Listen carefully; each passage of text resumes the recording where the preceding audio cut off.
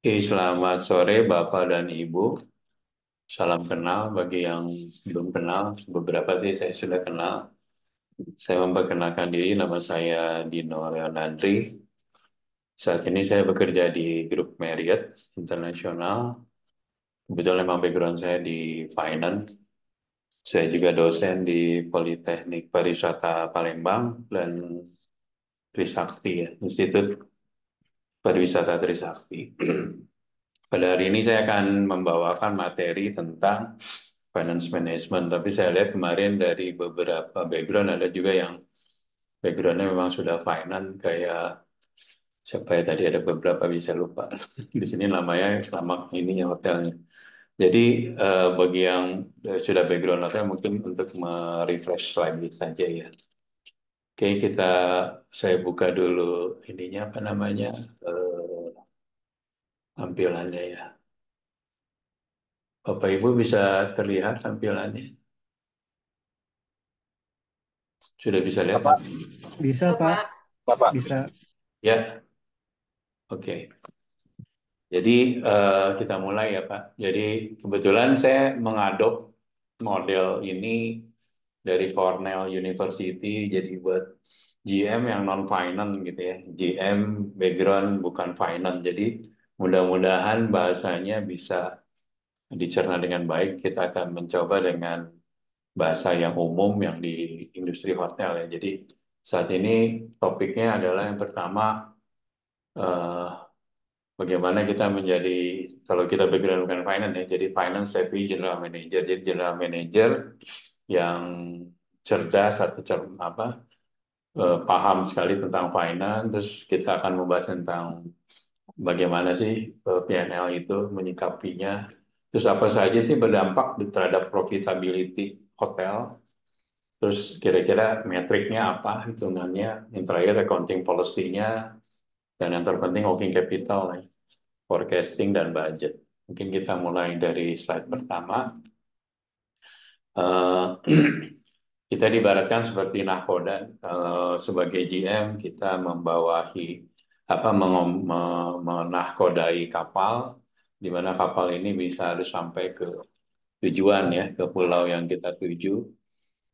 Kita memonitoring dari operationnya, dari tim semuanya, dari tim pekerjanya dan sebagainya, sehingga bisa menghasilkan goals yang sudah ditargetkan baik dari corporate, mungkin dari owner juga, di mana ada kesepakatan antara figures budget antara owner dan operator ya. Sebagai kita sebagai GM kan posisinya sandwich ya, ke bawah sebagai ada ditetapkan owner, di atas juga operator sama. Nah, gimana kita bisa membalancing dua kepentingan ini gitu ya. Eh, ada tiga topik yang penting yang akan kita lebih tekankan ya, bagaimana dari laporan keuangan itu. Terus yang itu Bapak Ibu mungkin sudah tahu tentang KPI ya, Key Performance Indicators, bahwa GM kan, apalagi beberapa brand yang menggunakan, sebentar matiin dulu.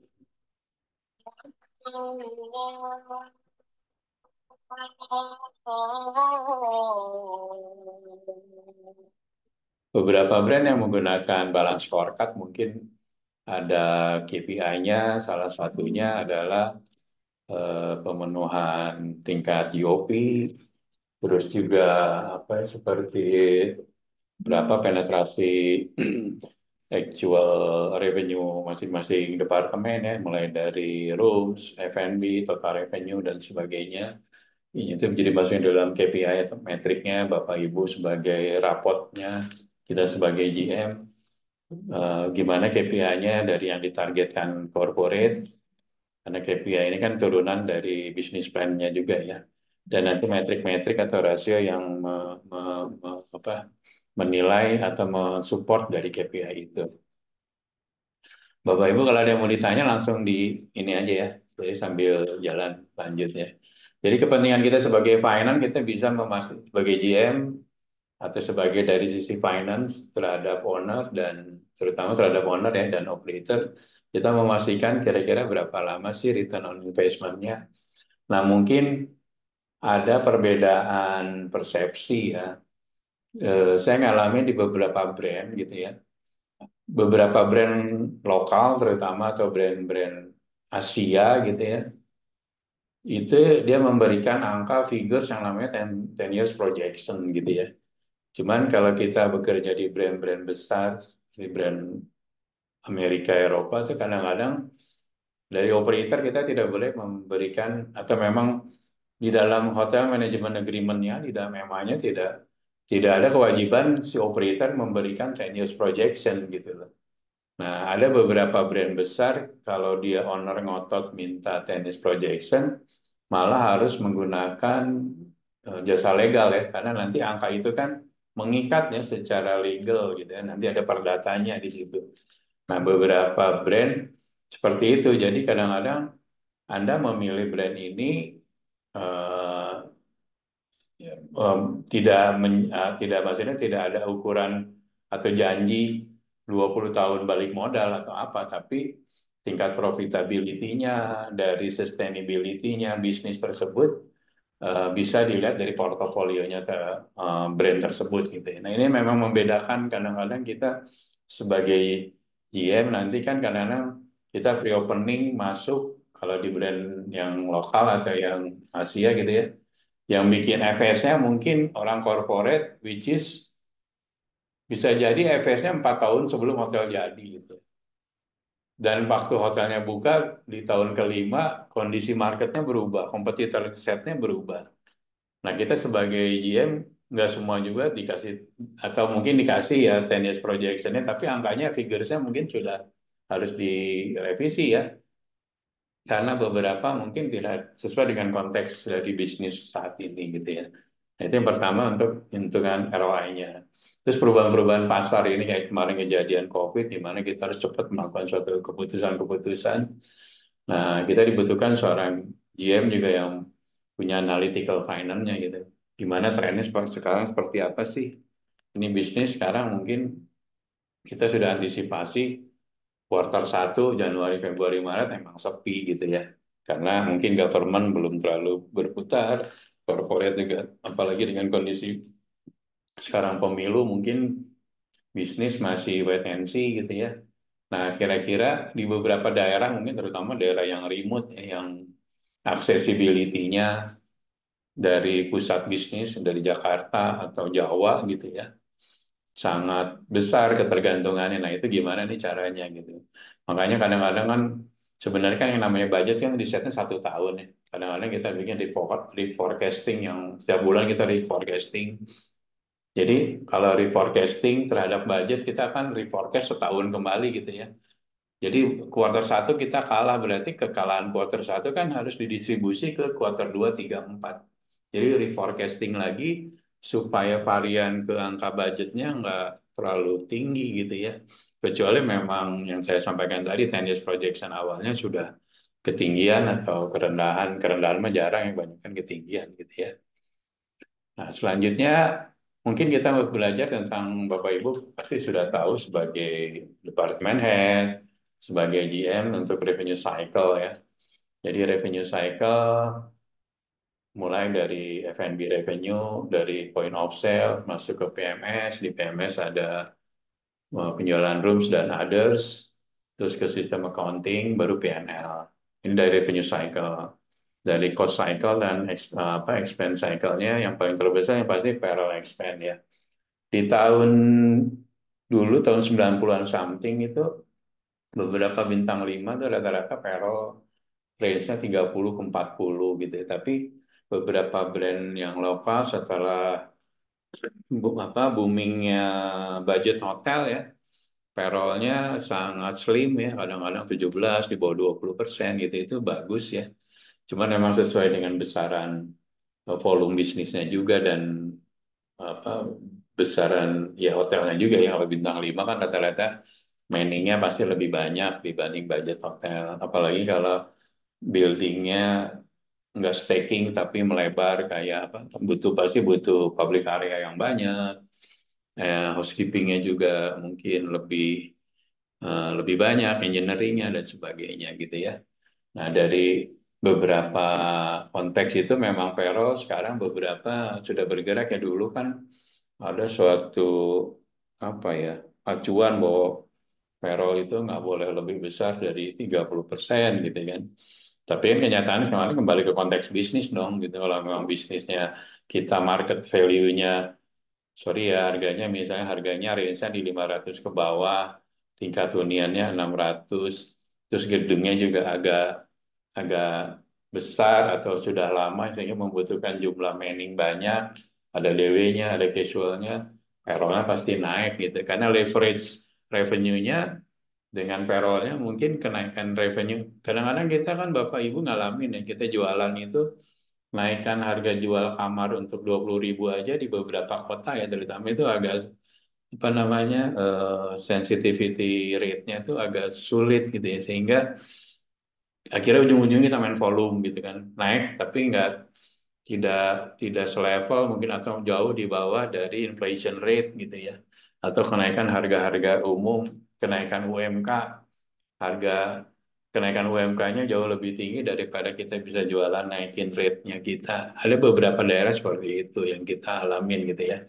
Tapi mungkin kalau marketnya memang bagus ya, jadi kenaikan itu bisa diabsorb dari kenaikan top line-nya, revenue-nya ya alhamdulillah gitu. Tapi kan kita juga menghadapi suatu kondisi yang tidak selalu kondisinya ideal gitu ya, Bapak Ibu. Nah, jadi tujuan kita mereview PNL yang pertama kita melihat adalah trennya. Jadi trennya seperti apa nih? Q1 kuartal 1 ini trennya seperti apa nih Bapak Ibu? Terhadap budget kita 3 bulan ini gimana kalah gitu. Berarti trennya memang bisa jadi waktu pembuatan budget di kuartal 1 ketinggian nih Pak. Berarti kan Bapak reforecasting lagi dari kuartal 2 ke 4-nya harus kekurangannya ya idealnya. Kekurangannya si Q1 di separate ke Q2, 3, 4 supaya inline dengan budget, malah kalau nggak bisa lebih dari budget gitu ya. Nah, karena Q1-nya udah kurang, berarti target Q2, Q3, 4-nya action plan-nya harus dibikin sedemikian rupa, sehingga yang tadinya target Q2 ada tambahan dari selisih di Q1 gitu ya. Untuk bisa achieve goals setahun kita punya full year budget figures gitu ya Pak ya. Sampai di sini mungkin ada yang mau diskusi, mau ngobrol, mau tanya Bapak Ibu sebelum saya lanjut.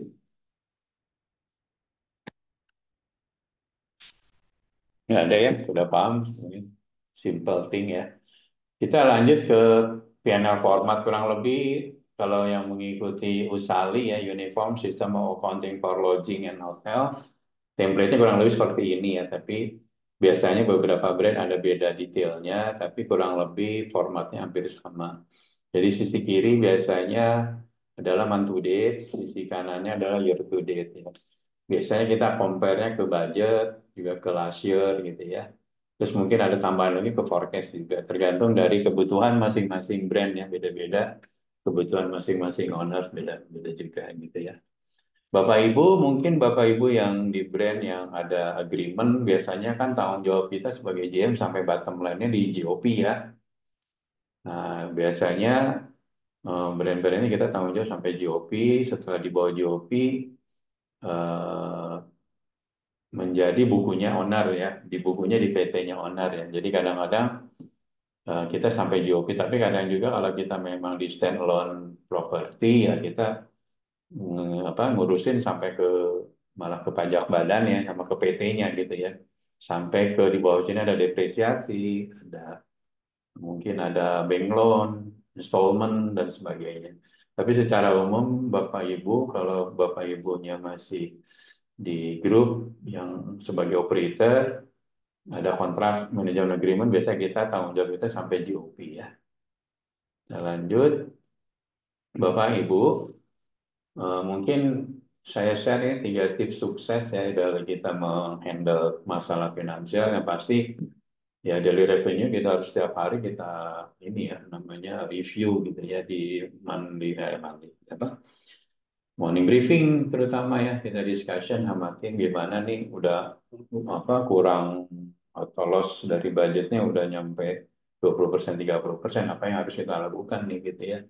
Nah, berarti kan kita harus lakukan beberapa cutting cost, atau beberapa contingency plan sehingga supaya apa namanya at least top line-nya atau revenue nggak capai, tapi bottom line-nya bisa dicapai dengan cara cutting cost dan sebagainya. Problem juga yang terjadi beberapa pembangunan hotel itu dia bangunnya hotel jalan duluan tanpa review dari operatornya. Mulai dari eh, alokasi tipe kamar. Kadang-kadang yang jadi problem kita mau lakukan yang namanya saving cost energi gitu ya. Misalnya kita punya 3 zone zoning daerah hotel gitu ya, zone 1, 2, 3 gitu ya. Tapi tipe kamarnya di semua zone gitu. Nah itu yang agak susah juga kita mau saving ya. Misalnya banyak twinnya di hampir di semua ini, berarti kita mau nggak mau 3 zone-nya nyala terus, liftnya nyala terus, AC nyala terus gitu ya. Kalau AC-nya split, tapi kalau AC-nya PRP, ya tetap nyala terus semuanya juga gitu kan. Gimana caranya?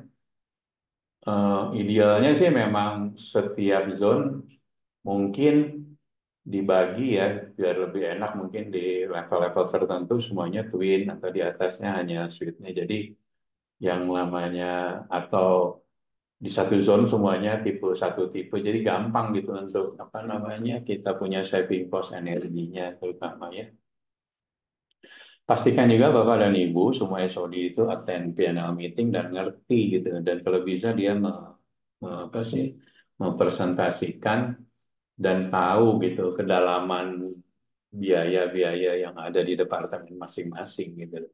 Yang terjadi kadang-kadang kan cuman accounting yang bacain report, si SOD-nya hanya mengaminkan saja ya. Jadi kadang-kadang bisa aja kalau accounting-nya iseng ya dimasukin expense-nya sales pindahin ke FO sebagian di nggak semuanya expense-nya di ini, inventory-nya ditahan, jadi cost-nya bagus gitu kan.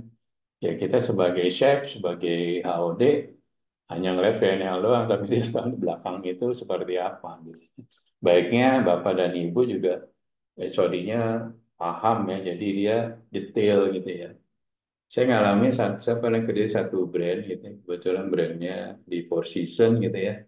Level seorang linen supervisor aja dia bisa melakukan satu projection untuk replacement linen gitu. Sederhana sih dia setiap bulan dia melakukan apa namanya sorting linen, linen yang nggak masuk dia langsung bikinin semacam cadangan untuk diminta ke accounting terus ke GM untuk dilakukan pembeliannya sehingga parnya terus terjadi gitu. Nah bisa dibayangin nih seorang linen supervisor gitu dia bisa tanggung jawabnya nyampe jagain operating equipment-nya detail gitu. Nah kalau kita kan kadang-kadang suka lupa ya, baru akhir tahun baru sadar bahwa pas ini par kita tinggal 2, parnya tinggal 1,5 gitu kan. Tapi kalau gini bisa termaintain terus gitu kan ya. Jadi dari di satu sisi informasi itu kan bagus buat kita di finance, di GM bahwa si SOD-nya benar-benar paham mengenai kondisi keuangan di departemen masing-masing, seperti operating equipment-nya, kondisi yang saya sampaikan tadi ya.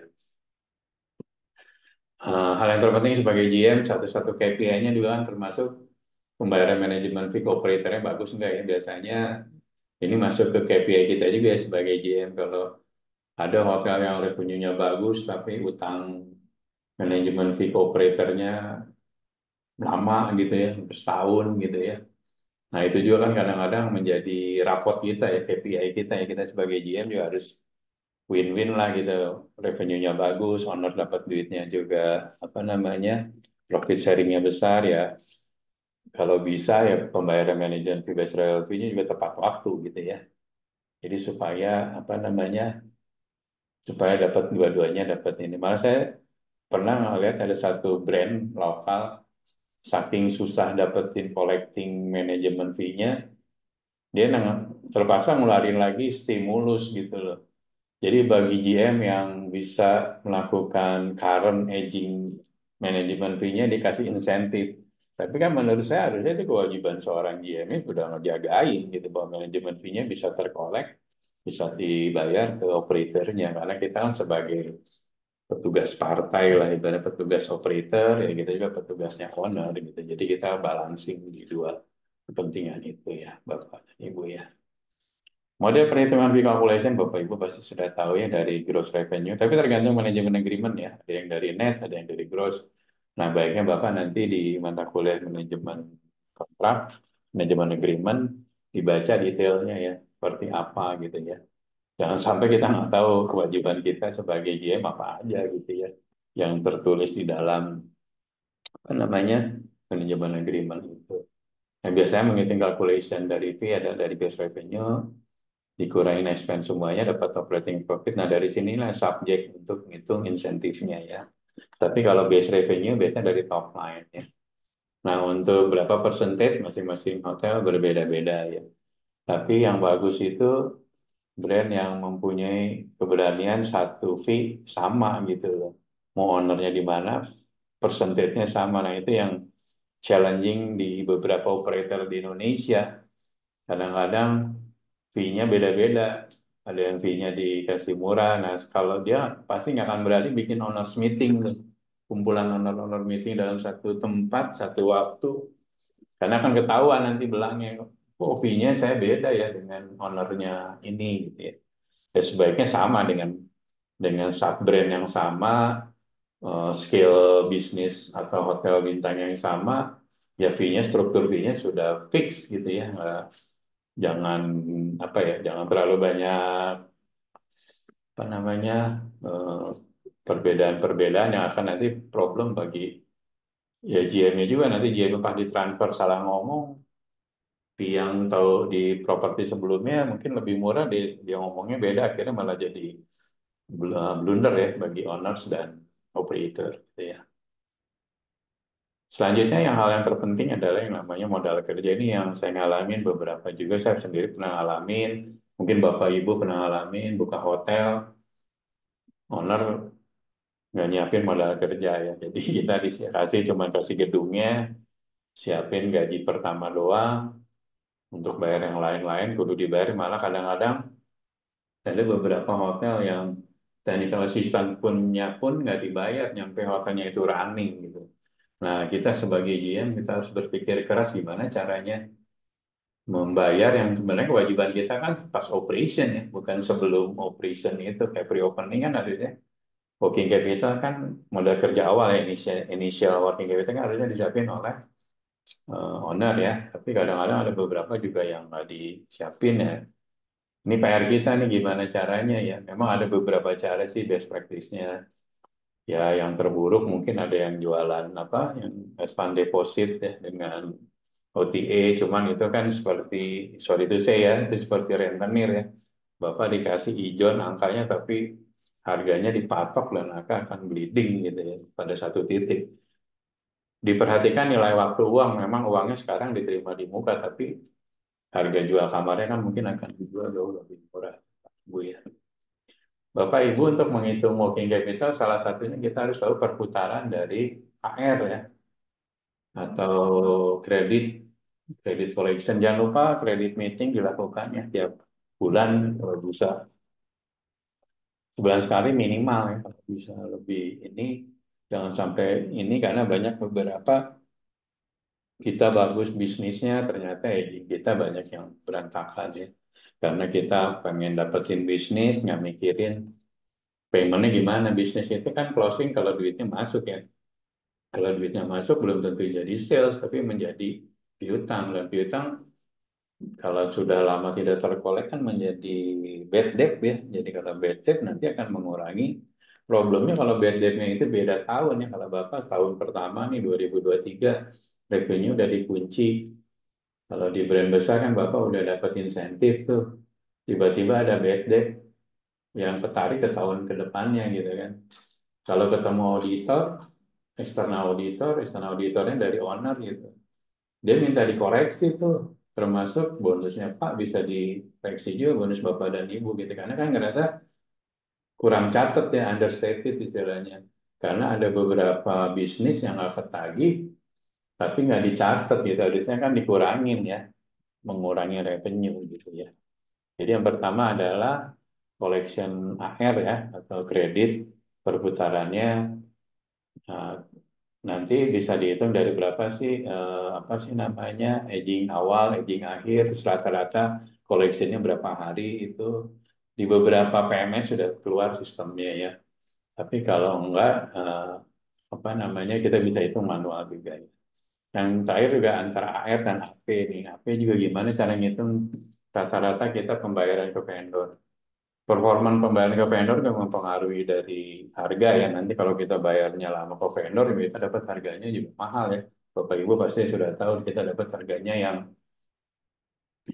kurang lebih mungkin produknya standar tapi harganya jauh lebih mahal. Nah, untuk menghitung berapa sih perputaran AP standingnya, ya rumusnya adalah kita hitung berapa rata-rata pembelian ya. Rata pembeliannya dari pembelian bersih dibagi jumlah hari dalam bulan.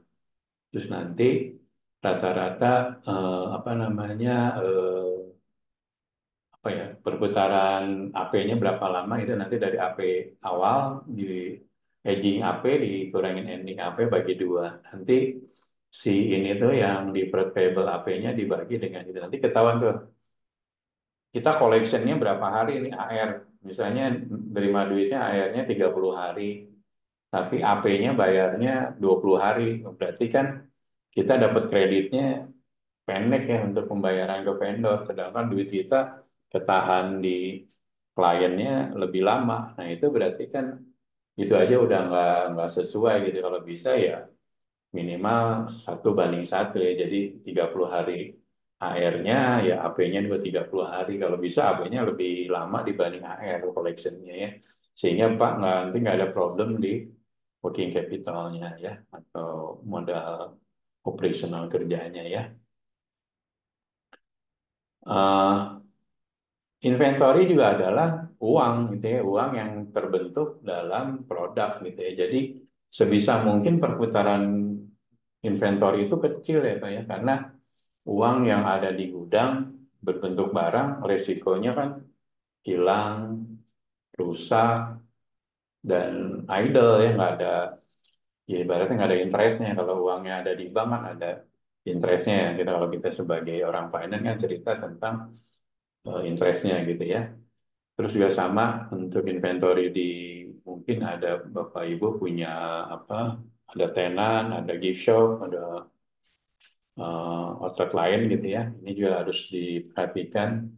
Kadang-kadang kita nyetok kebanyakan setahun nggak habis-habis atau nggak laku terjual. Nah itu mendingan kita ngejual yang barang-barang sesuai dengan konteksnya. Kalau kita hotelnya di mungkin di apa di Bali pantai, jadi jualannya ya konteksnya yang untuk mais juga mungkin ya atau untuk yang leisure keperluan golf keperluan diving dan sebagainya itu konteks bisnis jangan menyetok barang yang memang jarang dibutuhkan oleh tamu. Bapak Ibu pasti sudah tahu. Modal kerja lainnya tanggung jawab FC Bapak atau DOF Bapak. Pastikan juga prepaid. Nah ini juga Bapak hati-hati dengan prepaid bagi GM yang bukan background finance. Prepaid ini juga bisa membawa kita ke bencana nih Pak. Ini prepaid tempat margirin expand supaya kelihatan bagus. PNL-nya ditongkrongin di neraca ya di prepaid. Nah, prepaidnya lupa, tinggal dicicil, nggak diamortize. Pas akhir tahun seperti yang tadi itu, expand-nya kurang catat. Nah, waktu auditor datang, terutama eksternal, dia minta di-adjust. Nah, biasanya kalau Bapak udah tutup buku, ngejasnya ke return earning ya, modal apa sih namanya, laba yang ditahan dari owner gitu ya. Nah, itu juga menjadi nggak baik ya bagi kita punya kondisinya ya, seolah kita nggak apa ya, well managed lah finance-nya gitu. Sehingga beberapa expense kita tahan supaya bagus kelihatannya GOP-nya. Pas di audit ternyata masih banyak expense-expense yang belum kecatat dan sebagainya ya. Advance deposit juga Bapak hati-hati, ini banyak juga menjadi problem nih bagi kita sebagai GM. Tetap aja walaupun ini tanggung jawabnya FC, kalau udah kejadian tetap GM-nya juga kena nih Pak ya Bu ya. Ada satu hotel yang muterin deposit atau looping ya, istilahnya looping tagihan yang kredit manajernya, sorry ya Pak, Bapak harus curiga juga kalau ada kredit manajer yang nggak mau cuti, terus dia kerjaannya nggak mau ditukar gitu kan. Ada something wrong nih, ada satu kejadian satu hotel gede banget Pak di Bali, dia kebobolan sampai angkanya sekian miliar karena dia bermain dengan ini, dengan invoicing gitu ya, dia lapping istilah. Jadi tagihan yang sebelumnya buat nutup tagihan, ya saling apa sih, gali lubang tutup lubang lah gitu. Dia ketahuan setelah ada satu hotel, pada hotelnya bagus banget, revenue-nya bagus, UOP-nya bagus, ternyata dia menyimpan bom waktu, dan si kredit manajernya menjelang udah mulai ketahuan dia kabur gitu. Dan lumayan tuh, berapa miliar kena, dan hotel itu cukup top tuh di Bali waktu itu kejadiannya. Oke, kita lanjut. Nah, yang terpenting Bapak Ibu, nah kadang-kadang juga kita sebagai GM nih supaya ngakalin, supaya expense-nya bagus dilariin ke CAPEX. Ya, sebenarnya CAPEX itu ada aturannya, Bapak Ibu nggak sembarangan dikit-dikit lariin ke CAPEX supaya expense-nya nggak dicatat di operation. Nah, ini permainan beberapa GM, apalagi kalau corporate-nya nggak ngontrol ya. Kalau yang corporate-nya detail kontrol, ketahuan karena ada batasannya ya. Mana yang masuk ke CAPEX sebagai perbaikan atau tambahan yang ujungnya untuk terutama ke yang generating revenue ya. Misalnya kita nambah kamar atau kamarnya dikonversi, kan kamarnya menjadi lebih baik atau di-upgrade, harganya jauh lebih tinggi. Terus ruang meeting, ada ruang ditambahan ruang meeting, nah itu semuanya masuk ke CAPEX tuh Pak. Karena memang pertama ke generated ke revenue, kedua memang apa sih namanya, itu bukan operation, itu memang penambahan nilai gedung, nilai aset gitu. Kan pada ujungnya si hotelnya building value-nya jadi nambah kan. Yang tadinya ada penyusutan, waktu kita ditambah eksteriornya, interiornya dirubah, itu menambah nilai apa namanya, nilai nilai bisnisnya, nilai gedungnya ya, Bapak Ibu ya.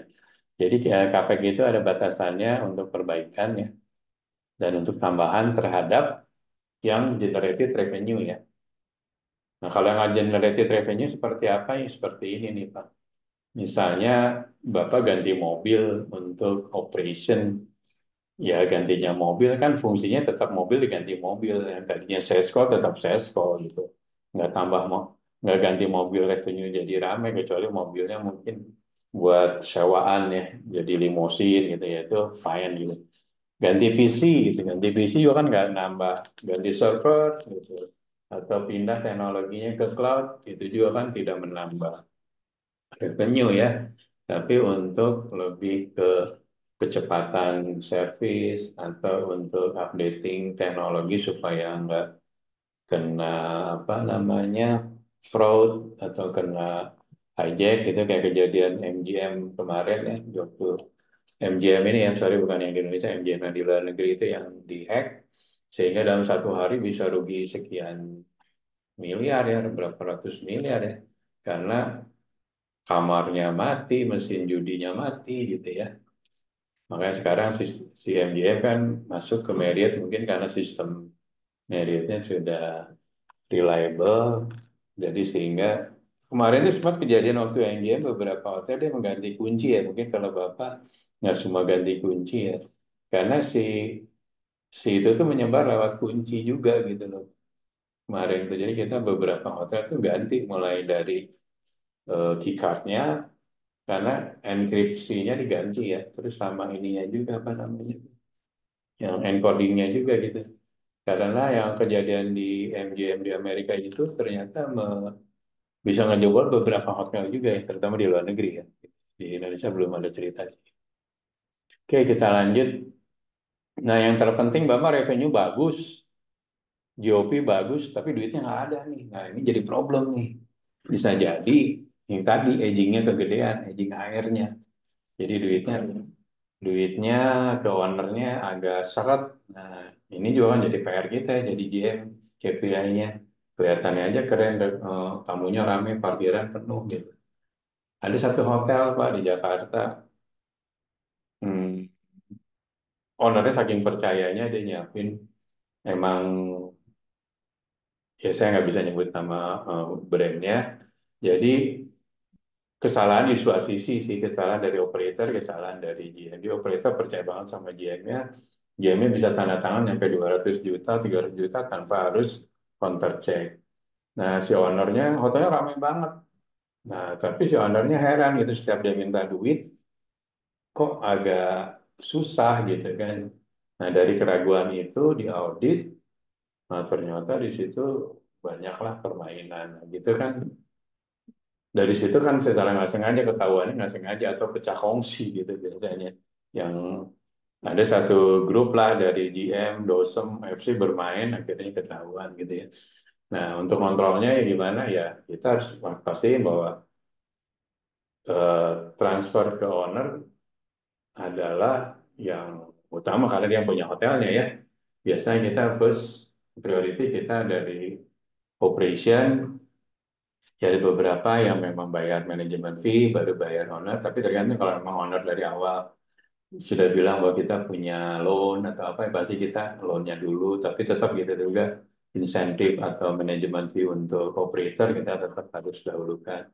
Jika dua ini sudah ini juga harus melihat dari working capitalnya. Jadi kalau duitnya ada 2 miliar, terus si owner minta 2,5 miliar, manajemen fee-nya 2 juta ya, gimana operationnya ya nggak?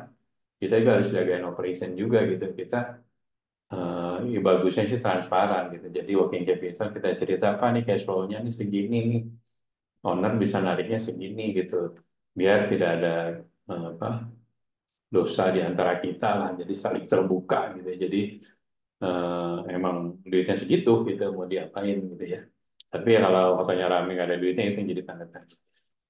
Nah kalau ada sisa dari tiga step ini mungkin ya owner bisa narik kembali ya. Nah narik kembali nanti dihitung ya Bapak Ibu. Nanti berapa sih NOV owner setahun dan berapa yang sudah ditransfer. Nah kadang-kadang owner suka lupa atau gimana. Sebenarnya NOP-nya setahun itu misalnya 10 miliar, tapi owner udah nariknya lebih overdraft, misalnya 12 miliar. Nah, itu harus bagusnya sih di monthly report di submit, apa ditulis gitu ya. NOP segini, tapi owner udah tariknya jadi ada lebih, ada kurang, ketahuan. Jadi sama-sama pihak saling kontrol ya. Nggak apa sih, tidak ada nanti kecurigaan. Ya. Oke, Bapak Ibu kita lanjut sekarang yang tadi ya, kalau kita eh, jangan lupa kita baca hotel agreement waktu kita pertama kali masuk di hotel tersebut, incas sebagai GM, baca hotel agreementnya, base revenue-nya dasarnya dari mana, royaltinya, insentif fee-nya, terus biasanya ada catatan juga sih prioritas owner apa aja, mungkin kayak tadi kan bayar cicilan bank gitu ya. Nah itu memang harus didiskusikan dari awal. Dan biasanya dari operator sudah tahu ya, karena memang biasanya udah ada agreement dulu, mungkin bayar dulu bank loan-nya, baru manajemen fee-nya. Terus selisihnya kalau ini udah semua, sepanjang cash flow-nya available, baru owner bisa tarik gitu ya. Jadi semuanya tertib gitu ya. Ini yang kita akan bahas tentang apa sih yang impact ke profitability yang udah pasti dari sisi naikkan revenue. Yang pertama kita upselling.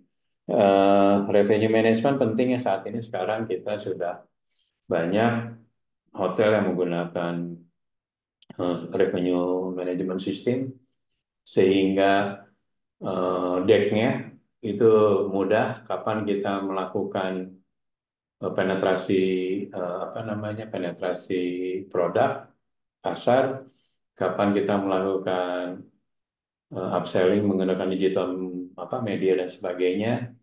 Nah, idealnya memang kalau bisa sebulan 2 kali, sebulan 3 kali Bapak Ibu revenue meeting ya. Jadi kita bisa lihat kesempatan-kesempatan apa yang bisa kita dapatkan, berapa booking pace kita, berapa forecast kita bulan ini, 3 bulan sampai setahun kira-kira. Jadi report apa akhir bulan P&L nggak kaget lagi gitu. Jadi karena setiap minggu kita udah ada revenue meeting, kita bisa antisipasi ya. Yang untuk yang lain udah pasti Bapak Ibu sudah tahu lah ya gimana cara menaikkan revenue. Nah, untuk yang di sisi expense-nya jangan lupa kontrol payroll ya. Beberapa kejadian hotel yang mengkorbankan sampai ke level GM atau DOF-nya gitu ya. Payroll atau kadang-kadang Bapak Ibu males ngecek kalau karyawan udah banyak, payroll-nya di recap pakai Excel gitu ya.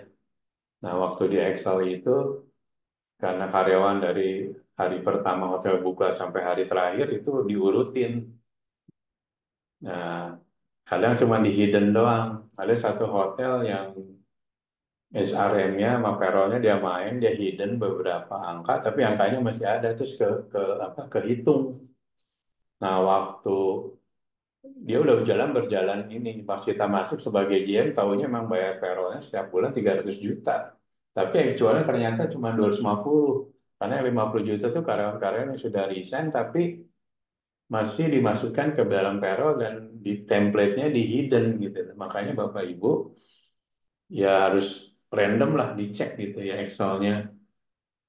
Bagus-bagus Bapak punya Excel-nya, kalau enggak ya dihitung kalkulator manual mau nggak mau atau dihitung pakai Excel lagi gitu.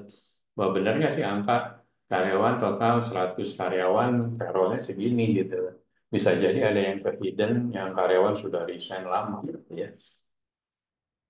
Nah, selanjutnya mungkin kemarin kita zaman COVID kita melakukan kombinasi ya multitasking dan beberapa juga brand sudah melakukan multitasking ya. Jadi antara Evo sekarang udah nggak ada reception cashiering lagi satu untuk semua termasuk mana tuh reservation kalau reservationnya under Evo ya. Tapi kalau reservation under sales mungkin beda. Atau di F&B juga ya semuanya service sudah untuk berbagai outlet sudah bisa dibagi, yang anak room service bisa handle resto juga. Dulu kan dipisah room service sendiri yang harus bintang 5 gitu ya. Tapi kan kemarin karena kondisi market lagi sepi, beberapa di blend, beberapa karyawan di combine dan sebagainya. Itu ya. Pak Ibu, ada yang nanya?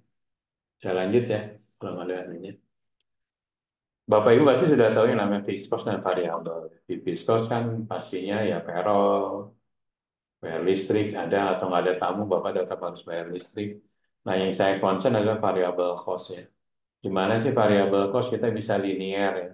Linear dalam artian kalau revenue naik ya, slope kenaikan variable cost-nya ya kenaikannya hampir kalau bisa tidak linear naik ke atas tapi apa ya melandai gitu ya. Berarti kita bisa mengontrol yang namanya variable cost-nya gitu ya. Tidak selalu melulu kamarnya mungkin semuanya dianggap semua setapan kamar adalah hari itu langsung menjadi biaya kan ada sebagian juga yang masih bisa digunakan gitu ya. Nah, itu namanya gimana gimana kita kontrol variabel. Terus mulai dari si housekeeper ya. Kalau housekeeper sudah mulai apa sih piawai kan dia bisa mengontrol kapan dia melakukan penggantian-penggantian operating equipment, kapan terutama supply-supply kamar supaya kenaikannya tidak linear yang saya sampaikan gitu ya. Kalau bisa melandai gitu ya. Jadi nggak naiknya nggak lurus sesuai dengan revenue-nya lurus, variabel cost-nya lurus kalau bisa melandai turun gitu ya, Bapak Ibu. Nah ini contoh dari variabel ya. Ini variabel gimana cara kontrol laundry cost gitu ya. Bagian atau food cost untuk chef-nya gitu ya. Beberapa chef kan memang eh, yang sudah terbiasa kontrol kapan dia belanja dan beberapa brand nggak semuanya lakukan inventory ya Bapak Ibu mungkin sudah ingat ada yang direct costing ya terutama kalau di kota besar yang supply-nya gampang jadi lebih enak kita jadi untuk ngitung forecast PNL-nya udah jelas itu kan food cost-nya gitu kan langsung kan apa yang dibelanjain itu sebagai cost gitu ya. Nah, ini menjadi variabel manajemen juga variabel gas supply variabel. Nah, yang fixed cost yang tadi saya sampaikan di kontrak-kontrak semuanya fix ya. Jadi ada atau nggak ada tamu kan Bapak harus bayar lift tetap, maintenance lift tetap, listrik tetap, payroll tetap, gitu ya. Lanjut ke, oh ya, waktu kita bikin budget, idealnya memang kalau beberapa departemen head yang sudah concern, dia sudah bisa tahu yang namanya cost factor ya. Jadi untuk eh, linen per occupied room berapa sih gitu. Satu kamar terjual itu occupied-nya berapa sih, membutuhkan biaya linennya, gas supply-nya berapa. Nah, cost factor inilah nanti yang kita pakai untuk membuat budget ke depan ya. Paling nanti kita kalikan dulu dengan inflasinya. Misalnya inflasinya tahun depan 6%, berarti dikali 1,06 dulu, baru dikali berapa volume kamar yang akan di-achieve atau bisnis plan yang diberikan si sales ya. Jadi yang pasti kalau bisa Bapak semua departemen headnya udah tahu cost faktornya ya, kira-kira di F&B juga biaya linen laundry-nya berapa sih untuk apa sih tablecloth dan yang lain-lain gitu ya. Jadi tinggal gampang waktu bikin budgetnya karena cost faktornya sudah ada, tinggal nanti ngalihin dengan inflasi inflasi harinya ya, rate-nya ya. Pak, nggak ada yang lainnya, Ibu, saya ngomong sendiri. Oke, saya lanjut ya.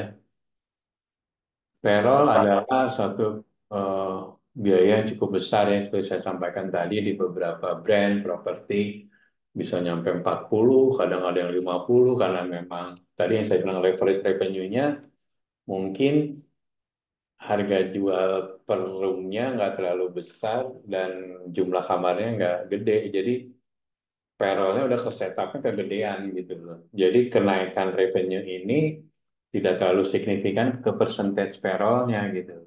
Karena mungkin bisa jadi kontrak, bukan kontrak, standar operating prosedurnya, manning-nya harus minimal 0,3 atau 0,5 atau 1 gitu ya.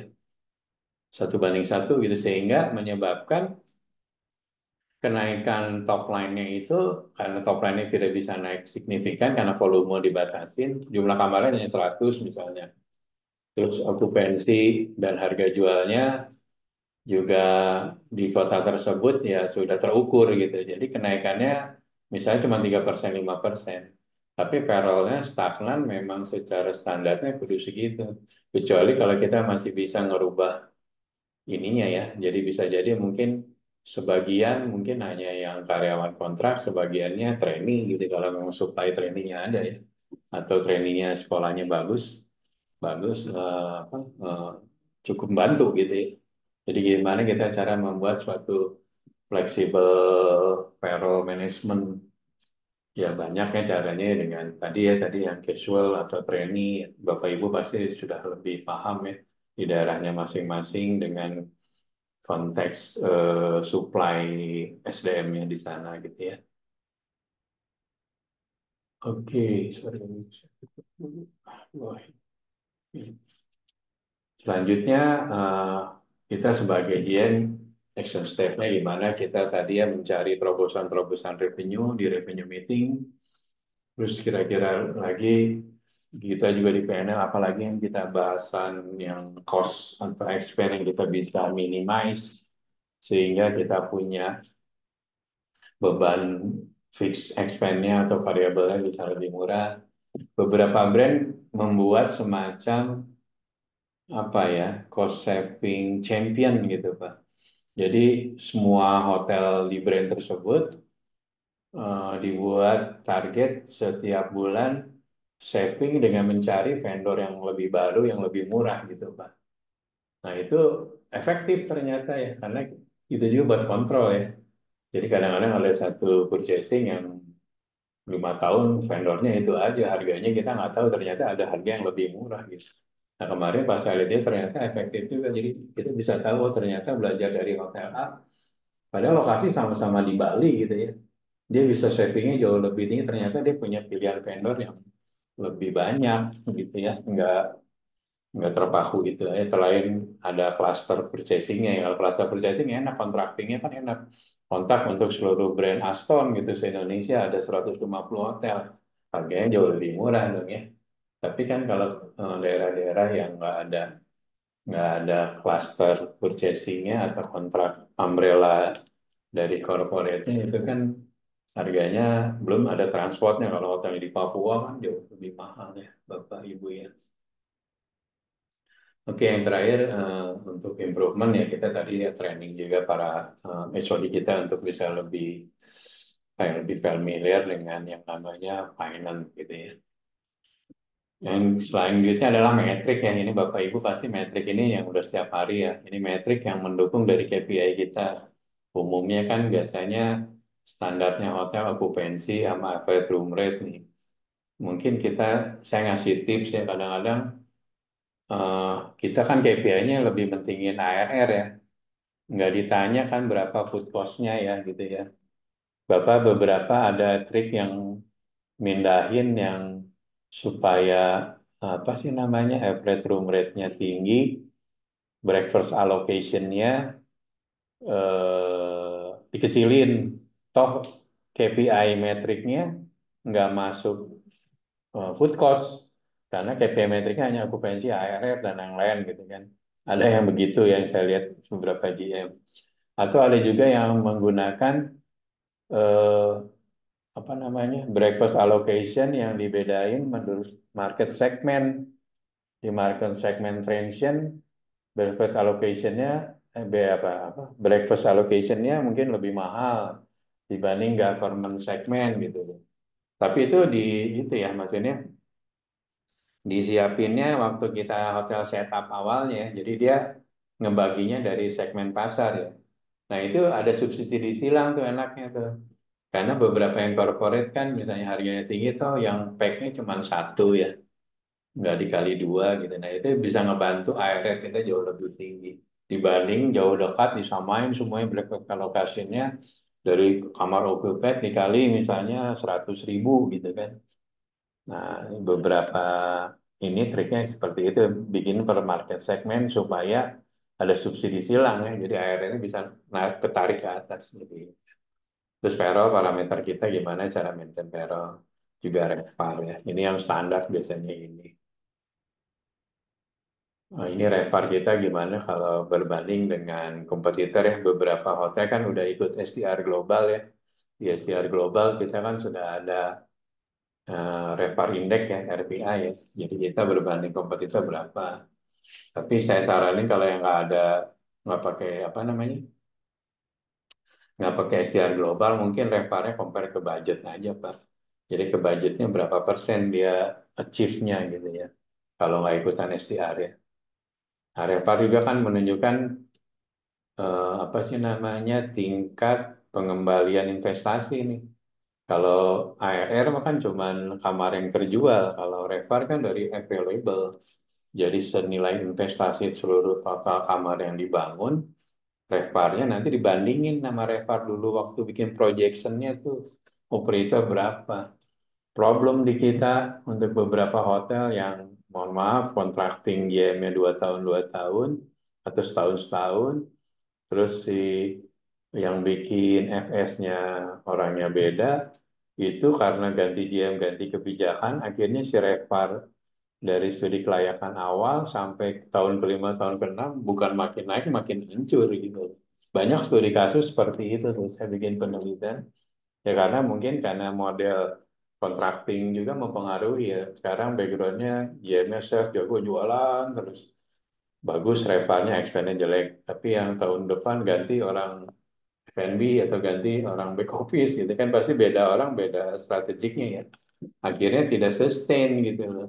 Kecuali brandnya dari awal sudah sustain ya, walaupun ganti GM, tetap strategik besarnya dari corporate-nya di guidance gitu. Jadi kalaupun lari, nggak lari-lari jauh banget, itu jauh bedanya ya. Itu ya. Beberapa brand menggunakan metrik baru yaitu CPOR ya, room cost per occupied room ya. Jadi Bapak nanti Bapak ngitung berapa sih sebenarnya dari kamar itu cost atau expense untuk menjual satu kamar gitu ya. Ini digunakan nanti untuk kita kalau menentukan bottom rock ya, kalau jualan ke anak sales ngasih harga run of the house tuh nggak boleh berapa kali dari bottomnya ini gitu ya. Jadi Bapak siapin dulu tuh bottom rocknya harga kamar untuk nanti yang terburuk run of the house harganya di running dengan satu harga ya. Nah, ini food cost sudah biasa, beverage cost sudah biasa. Lanjut, ya GOP juga Bapak udah tahu nih parameter kita untuk menunjukkan keberhasilan kita, profitability kita sebagai GM menghasilkan berapa revenue-nya. Ya GOP yang tinggi yang menunjukkan kita mempunyai apa namanya, mempunyai kinerja yang baik. Tapi seperti saya sampaikan, GOP bisa tinggi, tapi bisa jadi nggak semua biayanya kecatat nih. Biayanya nongkrong di neraca supaya GOP-nya bagus. Nah, banyak juga yang ngakalin gitu. Ketahuan pas nanti external audit datang. Bapak Ibu juga diharapkan baca juga neracanya ya Pak ya, supaya nggak kejeblos lah gitu. Jadi kalau ada biaya, ya udah kita akuin gimana caranya sepanjang masih dalam tahun fiskal kita masih diizinkan untuk melakukan amortisasi ya, kita cicil gitu. Dari Januari sampai Desember masih fine, masih boleh. Asal jangan pindah tahun fiskal ya. Dari 2003 expense-nya pindahin ke 2024 nggak boleh ya. Karena dari PSAK standar akuntansi keuangan nanti akan di-adjust oleh auditor. Percuma gitu Bapak ini ya, nanti di-audit atau di-adjust. Nah, konsep yang terpenting adalah flow through ya. Jadi untuk melihat jadi kan dampak dari impact dari profitability metriknya itu flow through tuh. Jadi flow through itu setiap penambahan satu revenue itu rata-rata industri ya, setengahnya dari tambahnya Rp1 itu 50%-nya dari Rp1 itu harus menambah profit yang sudah ditargetkan gitu ya. Artinya efektif. Jadi nambahnya revenue itu nambahin ke bottom line. Banyak yang terjadi revenue nambah, tapi variable expense-nya nambah, akhirnya nambahnya di sini 2, di sini expense-nya namanya 4. Jadi di bawahnya kurang kurang efektif. Nah, makanya ada sistemnya namanya flow through. Flow through itu melihat keefektivitasan kenaikan revenue impact-nya ke profit ya. Cara ngitungnya adalah GOP Bapak dibagi dengan GOP budget atau GOP forecast, nanti dibagi dengan perubahan total sales-nya itu. Sales aktual Bapak ke budget naiknya berapa? Misal naiknya tadi naiknya 1 miliar nih revenue-nya, terus GOP-nya naiknya berapa miliar? Harusnya ketambahannya adalah setengah dari 1 miliar nih, karena naiknya 1 miliar. Setengahnya dari 1 miliar berarti 500 juta itu nambahin ke GOP yang dibudgetin. Artinya Bapak dapat flow through-nya 50%. Itu baru masuk standar ya Pak. Rata-rata udah di atas 50-70 beberapa brand yang bagus ya gitu ya, yang sukses gitu ya. Bisa jadi kalau bikin budgetnya dulu sengaja digedein gitu ya, supaya waktu achieve actualnya, atau dikecilin, sorry. Waktu achieve datang, flow through-nya pasti naik. Gitu ya, Bapak Ibu. Jadi flow through sudah paham ya. Sudah lanjut. Ini contohnya yang hitung flow through ya. Jadi kan kenaikan revenue-nya 50.000, kenaikan profitnya 30.000. Nah, ini dibagi 30.000, dibagi 50. Nyampe nggak 50%? Gitu ya. 30 bagi 60% berarti ini bagus. Udah sih. Jadi Bapak revenue-nya ke budget naiknya 50.000 US dollar ya. Terus dari sisi profitnya Bapak naiknya 30.000. Jadi dari kenaikan ini tuh dampak langsung nambahin ke profit. Ini yang efektif, naiknya 60%. Ya. Standar industri biasanya 50. Kalau di atas 50 ya berarti Bapak keren, bagus gitu ya. Nih owner kan concern ya gimana apa transferannya, investasinya balik, terus dia juga dapat keuntungan dari investasinya. Pastiin juga Bapak biasanya tanggal berapa sih cicilan ke banknya. Nah, kita juga harus kontrol ya gimana cash flow-nya.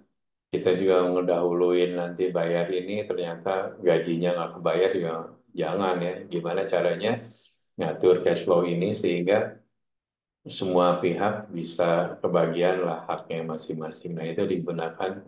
Kita juga harus lihat dari topinya owner ya, owner's perspektif. Dia juga ingin investasinya balik, sudah mendapatkan nilai atau return dari usahanya. Selanjutnya kita ngebahas tentang accounting PNP ya. Beberapa hotel mungkin belum menggunakan yang namanya Yusali ya. Nah, di Usali ini yang di sebelah sini mungkin beberapa ada perdebatan di Indonesia ya. Karena di beberapa brand menggunakan bahwa hmm, pajak, sorry, service charge itu menjadi komponen dari total revenue. Jadi naikin ke manajemen fee nih Pak. Gitu. Padahal kan service charge itu bukan part of the revenue kan, karena itu bagian dari karyawan. Kalau di Singapura beberapa hotel service charge masuk jadi owner owner profit itu ya. Tapi di Indonesia kan udah ada Kepmenaker ya bahwa service charge milik karyawan. Jadi bukan bagian dari revenue. Sedangkan di Usali 11 karena di Amerika terjadi apa sih namanya itu yang apa sih undang-undang hak dagang itu saya lupa jadi si service itu masuk dalam komponen ke revenue gitu. Jadi di beberapa brand itu menghitung manajemen fee jadi revenue plus service jadi lebih besar gitu. Nah beberapa owner mungkin kalau yang paham dia nggak mau ya. Tapi karena ini aturan yang usalinya seperti itu, beberapa brand Eropa Amerika ya dia harus comply dengan usali ini gitu ya. Oke, untuk ini mungkin Bapak Ibu sudah tahu lah preferensinya ya gimana cara merecognize revenue kamar ya. Terus apa kira-kira eh, revenue-revenue tambahan ya dari no-show guaranteed, terus leceh cost ada tambahan atau upselling itu juga tolong dibantu dikontrol juga ini bagian juga menambah revenue Bapak dan Ibu. Booking Capital tadi udah kita bahas ya intinya gimana cara kita memanage cash flow untuk operation tetap terjaga, untuk owner juga bisa diberikan haknya juga bagi operator yang kita di hire untuk dibayarin ya. Jadi working capital sudah saya bahas dari di depan. Nah, golden rules-nya adalah cash adalah raja ya. Jadi bagaimana tetap yang namanya net operating profit standarnya adalah nilai transfernya berapa gitu. GOP-nya gede, tapi yang ditransfer hanya seperempatnya, 25%-nya, berarti eh, cash flow-nya problem ya. Eh, Pengaturan apa tadi hedging-nya, AR-nya, dan sebagainya ya. Oh ya, total revenue kita harus pastiin atau mengedukasi owner bahwa total revenue itu tidak selalu sama uang yang di bank ya. Kan bentuknya ada yang AR, piutang, ada juga uang itu deposit yang sebenarnya bukan belum menjadi hak kita tapi menjadi AP ya, jadi payable ya. Karena mungkin orang mau weddingnya bulan depan duitnya bayar sekarang. Sebenarnya kan itu belum menjadi hak kita karena belum jadi revenue itu masih menjadi deposit. Pak Ibu, yang terpenting kita saat sekarang dan ke depan melakukan yang namanya forecasting. Apalagi Q1, quarter 1 kita sudah below, berarti Q2, 3, 4-nya gimana cara achieve budgetnya yang kekurangan Q1 bisa di separate ke Q2, 3, dan 4 gitu ya. Memang forecast itu kadang-kadang ada forecast yang idealis dan realistis gitu ya. Kadang-kadang minta honor nggak mau tahu harus JOP 40. Kita sebagai GM secara realistis nggak mungkin nih 30%. Tapi daripada ribet udahlah kasih 40. Aktualnya kejadiannya jauh panggang dari api. Nah beberapa brand yang sudah brandnya terdaftar di Bursa Efek ya, terutama di New York Exchange atau di London Stock Exchange. Forecast ini kan digunakan untuk saham ya. Jadi kalau kita forecasting yang nggak benar kan itu merupakan apa namanya nama baik brand tersebut dalam melakukan manajemen keuangan. Forecastingnya kok amburadul gitu loh. Di forecast kenaikan nilai sahamnya gitu karena secara regional Asia Pasifik lagi bagus. Ternyata salah forecast sahamnya yang dijual tidak sesuai yang dipredik ya. Nah, itu juga konteksnya ya kalau perusahaan yang sudah TBK, brand yang sudah TBK, efeknya adalah ke situ ya. Ya karena masa depan itu tidak bisa dipredik ya kita harus melakukan yang namanya forecasting ya. forecasting, Bapak Ibu bersyukur kalau hotelnya sudah menggunakan revenue management system yang punya algoritmanya sudah tertata baik. Jadi kadang-kadang sistem sudah bisa membaca seperti kita pilot ya, kita kapan melakukan masuk turbulen apa yang harus dilakukan gitu kan ya. Kapan kita melakukan penetrasi harga atau penetrasi market. Nah, dengan ada deck dari revenue management system ini membantu kita sebagai seorang general manager membuat kebijakan-kebijakan nih sehingga kebijakannya mendekati ke target atau goals gitu. Walaupun kan nggak semua kita bisa achieve budget ya. Kita juga waktu bikin budget kan banyak kompromi ya, banyak ya kompromi antara operator, kita sebagai unit, owner pengen naiknya segini, operator eh, bisa mengiyakan bisa enggak, tapi kita sebagai GM kayak nggak mungkin gitu. Tapi posisinya kita terjepit. Nah, kadang-kadang kita juga nggak bisa sebagai GM nggak bisa menolak gitu ya. Walaupun kita sudah bilang secara detail, Pak ini marketnya seperti ini, basic economy assumption inflasi segini, exchange rate segini, terus jumlah penerbangan segini, misalnya daerahnya itu accessibility-nya dari pesawat gitu ya. Jadi kecil kemungkinan naik segini gitu Pak. Tapi kan kadang-kadang ya kita sebagai GM kadang-kadang ditekan owner, ditekan corporate. Nah, itu gimana caranya bisa membalancing dua kepentingan ini gitu. Kan apa ya namanya rapot kita sebagai GM ujung-ujungnya ya KPI itu gitu. KPI yang kita janjikan budget achieve enggak gitu ya salah satu ininya apa variabelnya di antara beberapa variabel salah satu variabel keuangan adalah variabel yang paling terpenting kan berapa sih lu bisa profitnya gitu. Mau hotelnya well known, promosinya bagus tapi duitnya nggak ada ya percuma ya. Iya apa ya? Jadi yang kita bahas kita ulang jadi dari mulai operation terus ke capex planning ya Bapak jangan lupa hotel 2 tahun 3 tahun apalagi kalau hotel Bapak bentuknya kondotel tuh yang dimiliki oleh beberapa unit owner kondotel itu pasti ribet kan ngurus untuk kapeknya karena kapek dipegang oleh asosiasi setiap belanja harus approval dari asosiasi tapi Bapak harus bisa compete hotelnya dengan kompetitor produk semakin menurun kompetitor semakin banyak semakin baru hotel kita semakin terpuruk gitu nah gimana caranya produk kita terus bisa terjaga. Nah, itu kan di CAPEX itu yang kita harus manage, ya. Nah, forecast yang penting juga kan buat stakeholder, buat owner juga. Kalau budgetnya kita nggak achieve juga nanti kan owner capek gitu ya sama operator ini gimana nih 5 tahun kok nggak achieve budget. Berarti ada something wrong nih, something wrong dari operator ngasih ketinggian, GM yang nggak bisa achieve. Yang paling enak disalahin kan GM ya, GM nggak bisa kerja gitu kan. Itu kan paling kita jadi korban dari kondisi itu ya. Yang tadi ya forecast akurasi di beberapa brand kita menggunakan plus minus 5%. Ya. Jadi kalau kita forecast akurasinya mendekati ke 5% lebih atau lebih bagus ya. Kalau kurang minimal 5 itu udah achieve ya. Nah cuman kan kembali yang saya sampaikan itu kita mau bikin forecast mau idealis atau realistis gitu ya.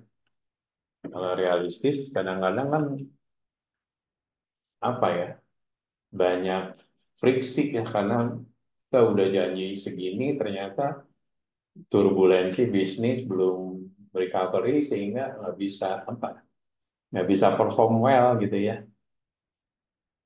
Nah gimana cara mengimprove ya kita forecastingnya kudu benar-benar nih sekarang ya kita juga harus mengeducate ya kadang-kadang owner kan Pak ini memang begini Pak marketnya eh, se island ini gitu ya misalnya Bapak di daerah mana ya Lombok gitu di Selombok kondisi market memang saturated itu okupansi juga nggak terlalu ini kecuali kita hotel sendiri yang paling buruk berarti problem di kita gitu ya. Jadi kita harus juga menceritakan latar belakang kenapa seperti terjadi ini gitu. Jadi terus tren juga harus kita ceritakan nih tren bisnisnya Ya kayak Lombok lagi rame dengan adanya apa eh, Mandalika gitu, mungkin bisnis akan ada turunan-turunan lagi bisnisnya. Itu juga menjadi suatu perubahan ya. Terus kita menjadi daerah pas 10 destinasi misalnya dari pemerintahan itu juga membantu kita hotel kita untuk improve naik. Nah, tapi kan nggak semuanya itu ideal ya. Kadang-kadang kita ngedapetin dengan pengaruh dari government lokal juga ya. Kalau governmentnya ganti 5 tahun nih, kemarin si bupatinya bikin program destinasi wisatanya A gitu kan. Ganti bupatinya dari 0 kilometer lagi nih. Jadi nggak sustain gitu kan. Terus kadang-kadang, mohon maaf, dinas pariwisatanya bikin promosinya, ya promosinya market lokal yang nggak impact dari datangnya market luar yang stay di hotel gitu ya.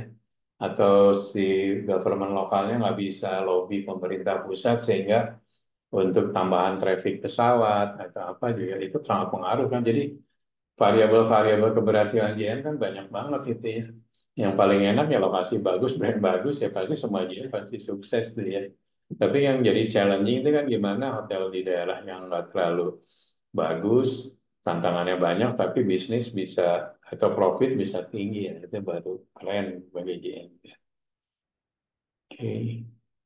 Budget tadi sudah saya sampaikan kalau memang Bapak Ibu sudah terbiasa departemennya membuat cost factor lebih enak tuh. Jadi gampang tinggal nanti dapetin berapa persentase kenaikan dari si business plan sales langsung bisa cepat gitu review budgetnya ya. Ini jangan lupa dalam bikin budget biasanya kita menggunakan macroeconomic assumption ya. Trend market juga yang pasti owner expectation juga kita harus perhatikan ya. Competitor set juga SWOT analisis juga harus terus dilakukan. Eh, jangan lupa kita juga punya target kalau ada capex schedule untuk refurbishment karena produk namanya dipakai kan pasti rusak ya. Kita harus siap untuk melakukan dan duitnya kudu disiapin nih. Bapak nyiapin capex reserve tapi duitnya nggak pernah ditransfer, cuma angka doang, nggak bisa belanja gitu kan. Atau duit capex-nya dipinjam dulu pakai operasional, nggak dibalik-balikin. Kalau bisa tertib itu setiap tanggal 20 transfer ke rekening capex dan capex-nya dipakai hanya benar-benar yang sesuai dengan listing. Kalau nggak ada di listing, at least menjadi subsidinya gitu ya. Tapi yang generated revenue kalau bisa ya Pak ya. Nah ini ya tips untuk sukses bikin budget. Mungkin Bapak Ibu sudah tahu. Pertama ya tadi kita bikin business plan melalui dengan SWOT analisis. Di market kita ada tambahan kompetitor baru nggak sih gitu kan. Terus kira-kira ada industri baru nggak tumbuh di area kita gitu kan. Kira-kira industrinya butuh apa?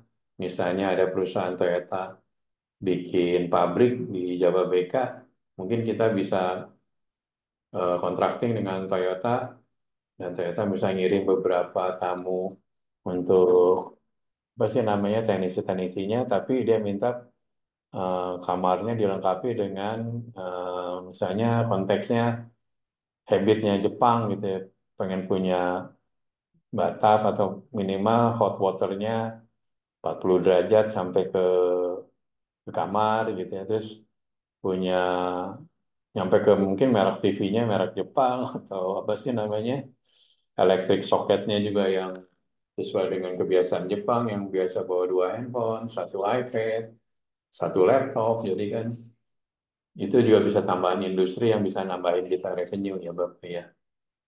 Jadi potensial-potensial revenue apa saja yang bisa kita grab. Ya susah ya kalau di daerahnya stagnan ya kita ya mau nggak mau cuma kontrol expand karena marketnya sudah segitu-segitunya nggak. Ya itu seperti yang local governmentnya tidak ada punya strategi baru, tidak ada tambahan pesawat baru ke kotanya, terus industrinya juga sudah jenuh, ya agak repot ya bagi kita sebagai GM karena potensi untuk revenue-nya tidak ada lagi. Gitu ya Bapak Ibu kurang lebih yang bisa saya sampaikan. Mungkin kalau mau ada pertanyaan, monggo saya ini dulu ininya.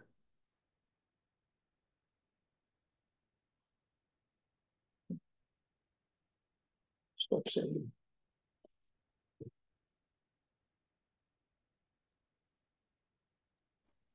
Ya, baik, Pak Dino. Ya, Eh, Bapak Ibu, ada yang mau kita atau ada yang mau ditanyakan ke Pak Dino terkait materi tadi? Silakan. Ini materinya dari awal tadi saya perhatiin terus Pak, karena bersinggungan dengan profesi saya yang sebelumnya juga. Baik, Bapak Ibu, silakan Pak. Pak Dino, saya mau nanya Pak Dino. oh ya, Pak Ya, Pak Siar. Dino.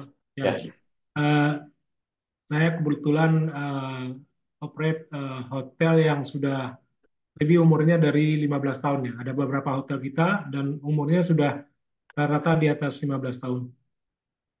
Eh, Pertanyaan saya Pak, GOP yang ideal itu minimal hotel kita kebetulan bintang 3 bintang 4. GOP yang pertama GOP yang ideal itu berapa? Terus kemudian profit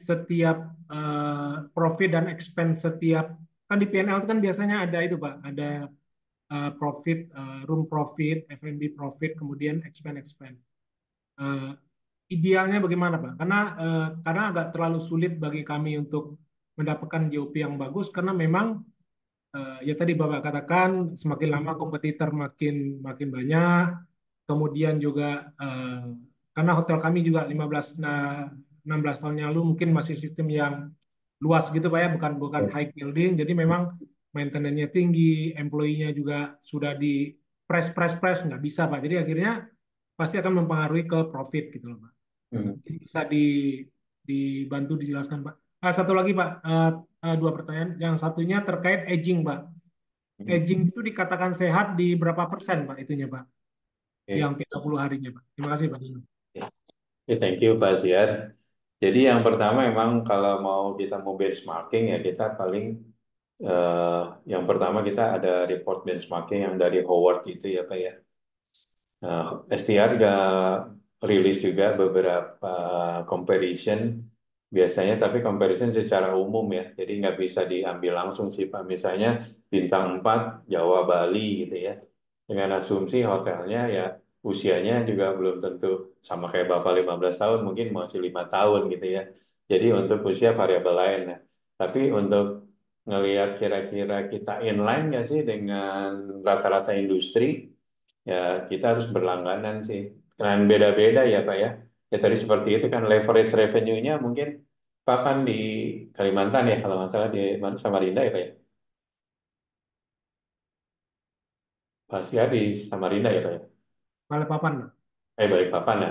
Kalimantan, Jawa, Bali kan pasti leverage revenue-nya atau kenaikan revenue-nya nggak sama gitu ya Pak ya. Ya, betul. Yang paling aman sih memang kalau mau Bapak benchmarking dengan similar hotel gitu. Lokasi yang sama, ya umurnya plus minus lah kalau nggak ada yang sama, tapi ini nah baru dari situ bisa ke capture gitu. Karena kalau Bapak nge-capture ke bintang 4 yang sama atau bintang 3 yang sama Jawa Bali, variabelnya pasti beda kan Pak, dari sisi umur udah beda. Tadinya buildingnya yang tadi stacking, yang satu spreading gitu kan ya. Itu juga menjadi ini. Memang nggak ada acuan yang pasti, cuman kalau untuk standar umum dulu-dulu kan selalu ada GOP ya bahwa bintang biasanya kalau bintang 5 ya itu range-nya kecil ya di 35 itu udah paling bagus. Bintang 4 bisa 40, 35, 40, 45 gitu. Tapi justru bintang 3 karena apa ya? Cost mandatory cost dari brandnya juga pengaruh ya Pak. Kalau Bapak kayak tadi saya lihat ada yang dari Stun ya. Dari Stun kan di Marriott kan lumayan tuh brandnya mandatory expense tuh gede tuh Pak. Jadi itu aja udah ibaratnya udah given expense-nya udah gede gitu. Jadi Bapak Bapak mau nggak mau kudu nyari apa namanya tambahan revenue ini gitu. Nah tapi kalau kita sebagai independent hotel kan harusnya kita bisa kontrol biaya ya, Pak. Nggak ada biaya-biaya mandatori harus kita bayarin ke operator gitu loh. Jadi kembali ke ini Pak, jadi konteksnya yang pertama untuk comparison kalau ke Howard atau STR itu nanti agak rancu ya karena dia berbanding dengan hotel besar-besar gitu di Jawa Bali yang beda ininya apa namanya beda kondisi bangunan, kondisi bisnisnya. Nah, terus kembali kalau untuk aging ya semakin Bapak semakin current gitu ya, semakin baik sih Pak. Jadi kalau bisa ada persentasenya gitu ya. Misalnya di atas 30 hari itu hanya misalnya 30% gitu ya kayak. Terus semakin lama itu semakin menipis persentasenya. Bapak coba dari situ dulu gitu Pak. Karena Bapak nggak bisa langsung ini juga kan Bapak udah hotel udah jalan. Bisa jadi Bapak udah ada aging yang udah di 90 ke 120 hari ya nggak? Yang Ya, harus betul. pertama harus diberesin. Kecuali kalau kita enak, kalau kita hotel baru bikin ya. Kita udah setup yang namanya aging AR yang di atas 30 nggak boleh lebih dari misalnya 10% gitu ya. Nah, gimana caranya? Cuman kan banyak juga trik-trik ya anak-anak Eko kan suka nyimpan di dummy folio. Nah, Bapak Ibu juga harus biasain ya dummy dibersihin ya. Karena biar kelihatan. Karena kalau di aging kan umur apa namanya aging kan umur ya. Piutang itu kan langsung kalkulatornya jalan nih. Kalau di dummy kan nggak ada agingnya. Numpuk aja udah 60 hari juga tetap aja di situ ya nggak? Nah, itu kadang-kadang jadi problem. Banyak yang kejadian eh, dummy folionya jauh lebih gede daripada edgingnya gitu. Edgingnya kelihatan bagus, bersih, tapi sebenarnya nongkrong semua di dummy gitu. Nah itu jadi parameternya mungkin Bapak sekarang siapin aja dulu kan Bapak udah hotel running, Bapak nyiapin yang paling lama, gimana caranya diminimize kalau bisa sih yang paling lama itu paling kecil gitu ya Pak ya. 5% lah gitu. Nah tapi kan yang udah kadung, udah given nih, udah ada bad debt di sana, bad debt ini kudu di dibersihin Pak, nggak bisa ditongkrongin terus gitu, dia nggak akan beranak gitu, nggak akan menghasilkan revenue kan, nggak jadi duit tambahan gitu kan. Konsekuensinya emang ngurangin dari laba ditahannya owner ya. Tapi daripada penyakit disimpan terus kan mendingan sekalian diamputasi ya nggak Pak? Maksudnya si agingnya ya di suka atau tidak suka langsung di apa namanya di bad debtin gitu, di apa namanya dibiayain menjadi piutang yang tidak tertagih gitu loh Pak. Itu Pak Siar, mudah-mudahan menjawab ya. Maaf Pak, maksud saya untuk standar JOP itu sendiri ada standarnya nggak Pak? Maksudnya dari apa tadi yang Bapak sampaikan tadi? Hmm. Maksudnya dari standar apa ya? Standar internasional atau standar pendidikan gitu, Pak, dari mungkin dari AHMA atau apa? Atau memang itu apa ya? Seperti Bapak sampaikan tadi beda-beda setiap ini. Iya, sih sekarang agak susah ya, tapi kalau mau ngitung profitability ya idealnya gitu ya, dengan kondisi Indonesia itu GOP 40% itu udah bagus lah. Sekarang juga kan problemnya biaya-biaya juga mahal ya. Sekarang nyari food cost 30, 35 dulu standar kita kan susah Pak. Iya Bapak di betul. satu sisi harga jual nggak bisa mahal. Iya. Bapak nggak bisa jual buffet di atas 150. Sedangkan Iya. harga beras, harga ini udah ada naik. Pasti costnya nggak akan mungkin di 35 naik di Iya. 40. Tapi Bapak dengan jual 150, Bapak bisa jualan. Tapi costnya tinggi. Iya. Mendingan gitu Pak daripada Bapak costnya 25 tapi harga jual 200.000 nggak ada yang beli ya nggak Pak? Kita Iya, sudah. betul. Ya Betul, itu Pak. dilematis ya. Betul, betul. Dilematis sekarang tuh. Betul, Pak. Itu yang terjadi sekarang. Ya, seperti itu. Jadi standarnya sih nggak ada standar ya dari AHLA juga nggak ada standar sih jadi harus berapa gitu ya. Tapi kembali ke konteks karena beda negara, beda daerah, beda kota kan beda bisnisnya ya Pak ya. Gitu. Nah, maksudnya untuk mengukur keberhasilan seorang GM gitu loh, Pak. Nah, itu apakah tergantung di hotel? Kebetulan kan kami bukan hotel ini ya. Kita kan hotel independen gitu. Jadi Nah, memang dari owner sih nggak ada nanya sih ya. Cuma kan kita mau lihat keberhasilan kita itu yang 40% kita anggap hmm, bagus gitu, Pak. Tapi kadang-kadang 30 juga owner nggak nanya gitu loh, Pak. Jadi kadang saya mikir juga, ini ukuran kita berhasil ini apa nih? Gitu. hmm, Atau kadang-kadang ada waktu-waktu yang mana di bawah 30, ownernya juga nggak gitu. nanya gitu. Jadi kadang-kadang saya berpikir juga idealnya berapa sih sebenarnya supaya kelihatan kita memang di operasional itu terlihat perform gitu Pak Dino. Fairnya sih menurut saya growth-nya Pak, pertumbuhannya Pak. Oh, Gini betul. aja Pak, Bapak misalnya 2023 GOP year to date 30 gitu kan. Tahun misalnya 2024 Bapak tumbuh menjadi 35. Masih di bawah 40 tapi kan tumbuh ya nggak Pak? Oh, Nah terus di atas tapi tumbuh di atas tumbuh di bawahnya seimbang nggak inline ya yang tadi flow through tadi Pak. Bapak ya. top line-nya revenue tumbuhnya berapa? si apa bottom line-nya GOP-nya tumbuhnya berapa gitu kan. Bisa jadi tumbuhnya di atas lebih kecil dibanding naiknya di bawah atau kebalikannya, berarti ada problem ya, kita expanding nggak kekontrol gitu ya, dan sebagainya. Nah, itu Pak parameter yang menurut saya sih growth sih yang lebih ini kalau yang kita sebagai standalone property ya Pak ya. Karena case-nya kan beda ya Bapak ya. Ya, Daerah. betul. Itu Pak. Oke, makasih Pak Dino. Yang lain mungkin Bapak, Ibu. Selamat sore Pak Dino. Ya Pak Edward. Ya Pak, saya tertarik dengan tadi konsep flow through tadi Pak, penghitungan flow through tadi. Itu apakah bisa digunakan untuk year on year Pak, misalkan tidak comparing to budget? Ya ujungnya sih year on year, tapi bagusnya tiap bulan kita hitung flow through-nya gitu loh Pak. Tapi Hmm. ujungnya tetap year on year sih. Jadi compare year on year last year, terus ke budget year on year gitu. Itu lebih emang final figures-nya di year on year. Kalau yang harus minimum 50% itu gimana Pak maksudnya? Ataukah memang 50% itu adalah minimum yang harus bisa di-achieve dari penghitungan itu atau bagaimana Pak? Jadi standar flow through untuk nasional itu untuk industri. Jadi setiap eh, dikatakan efektif itu setiap penambahan revenue itu menambah setengahnya gitu ya. Minimum itu setengah gitu. Jadi setiap tambah revenue 1 rupiah itu setengahnya menambah profit. Itu untuk mengukur bahwa setiap kan banyak ada yang terjadi hotelnya rame gitu ya. Tapi expense juga jadi gede gitu. Jadi si profitnya sebenarnya nggak bergerak malah lebih mengecil dengan tambahan tambahan revenue-nya ternyata sorry to say dia jualannya harganya murah mainnya di volume.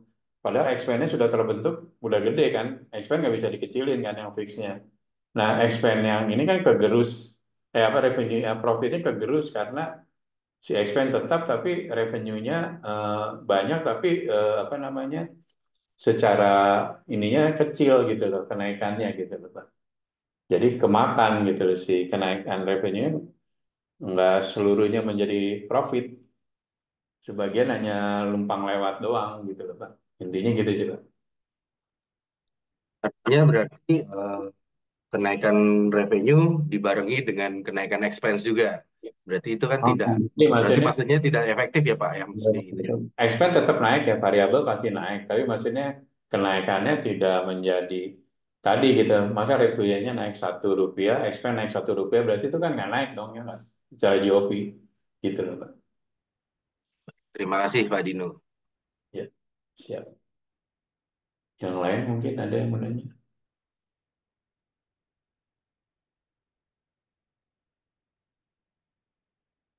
Ibu-ibu ada yang nanya ibu? Baru nggak?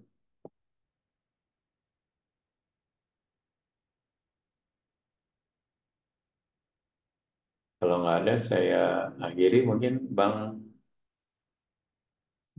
ini, Bang Amon.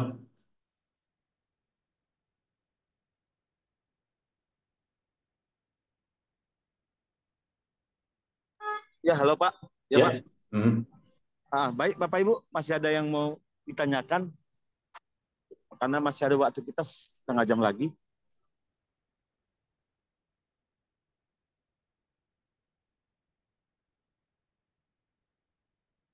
Materi udah dibagiin kan ya Pak Amon ya?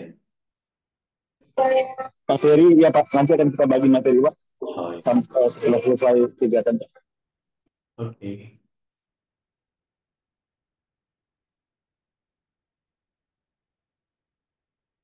Jadi gimana Pak Amon? Udah nggak ada yang ditanya? Bisa. Oke, baik Pak. Bila mana sudah tidak ada lagi pertanyaan, mungkin Bapak Ibu bisa kita sudahi. Ya, Seperti masih. biasa, nanti Pak Dino nanti tolong dikirimkan materinya Pak beserta Baik, kuisnya Pak ya. baik, Kuisnya akan dikumpulkan peserta 2 hari setelah menerima kuisnya Pak. baik. Baik Bapak Ibu, kita buka kamera, kita coba foto bersama.